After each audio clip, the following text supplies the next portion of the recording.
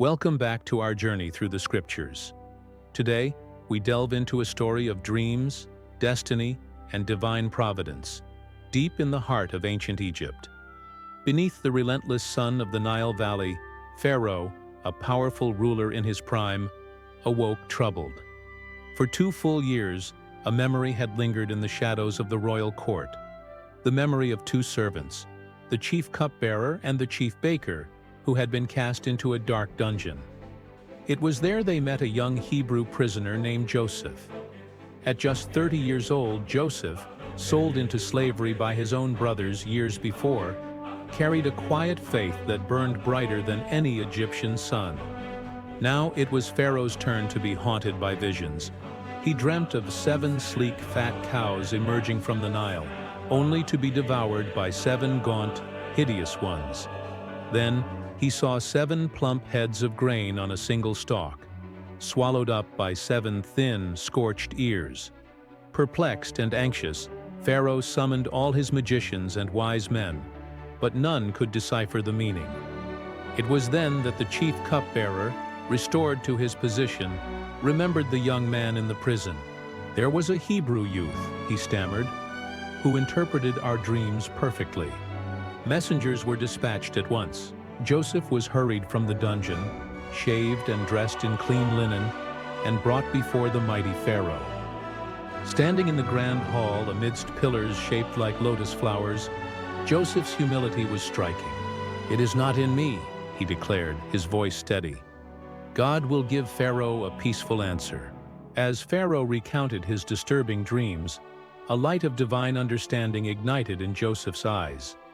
"The dreams are one and the same," Joseph proclaimed. "God is showing you what he is about to do.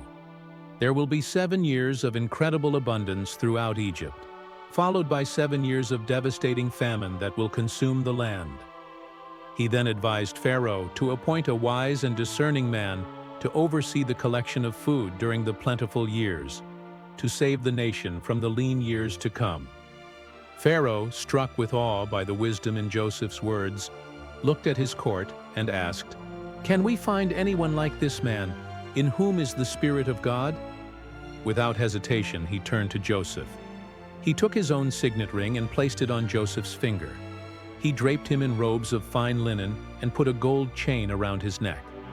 "You shall be in charge of my palace," Pharaoh decreed, "and all my people are to submit to your orders. Only on the throne will I be greater than you." At 30 years old, after serving years in prison, a forgotten slave, Joseph was now the 2nd most powerful man in Egypt.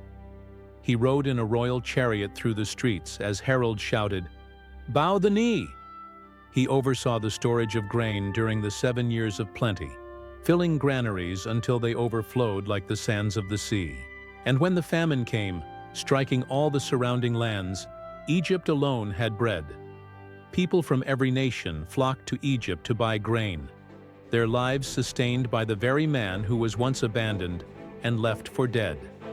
Joseph, whose name means "God will add," became the savior of a nation, a testament to how God can elevate the humble and turn suffering into salvation.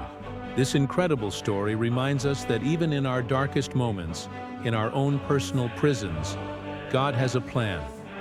He can use any circumstance to bring about his greater purpose. Thank you for joining me today. Don't forget to like, share, and subscribe for more stories of faith.